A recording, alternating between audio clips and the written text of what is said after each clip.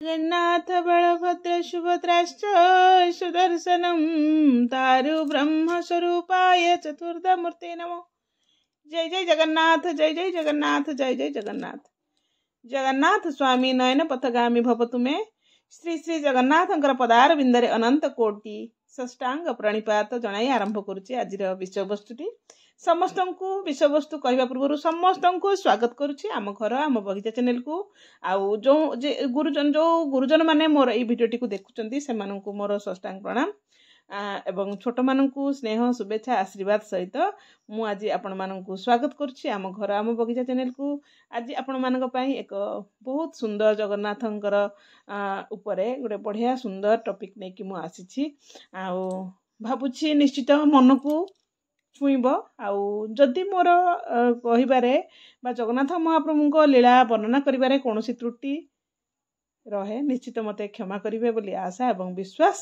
ताले आजिर मोर जगन्नाथंकर जो आमर नीतिकांति चलीची जो आमर रथारूढ़ होइचंती भगवान आज आमर अधरपणा नीति पालित होउची।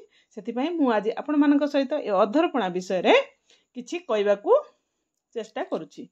आपण माने बास वीडियोटी को स्किप न करिकी सुनंतु निश्चित भल लागे बोली आशा एवं विश्वास।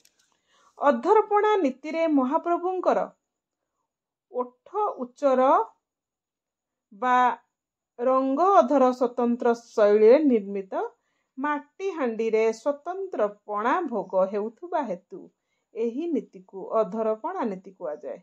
ओडिया जातिर आराध्य देवता हेउचंती महाप्रभु श्री जगन्नाथ। लीलामय ठाकुर प्रभु जगन्नाथंकर अनेक नीतिकांति भितरु एई अधरपणा नीति एक दुर्लभ नीति। सुनाभेश परदिन श्रीमंदिर सम्मुखरे एकादशी किंबा द्वादशी तिथि रे एई अधरपणा नीति समापन होइथाय।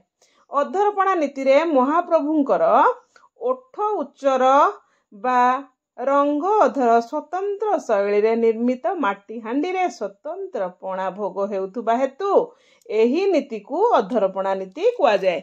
ओडिया जातिर आराध्य देवता हेउछंती महाप्रभु जगन्नाथ जहांकर अधर मधुर वचन मधुर एवं रूप मध्य मधुर तांको चखा आखि पई अनुष्ठित हुए नेत्र उत्सव आउ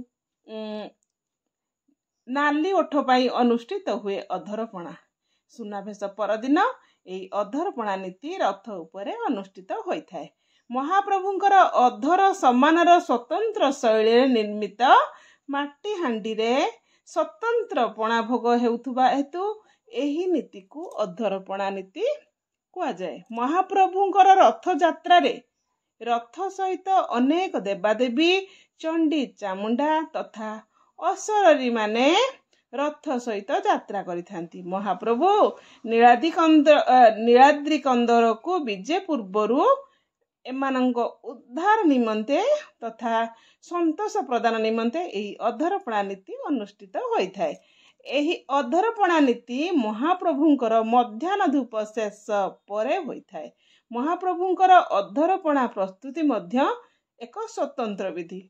श्रीमंदिर सम्मुखरे थिबा कूपरू जल निया जाई स्वतंत्र हांडी रे रखा जाए। क्षीर सर कदली छेना गोलमरीच गुंड कर्पूर जायफल शर्करा आदि विभिन्न सुवासित द्रव्य मिसा जाए एक स्वतंत्र प्रपानकम तथा पणा प्रस्तुत होइथाय।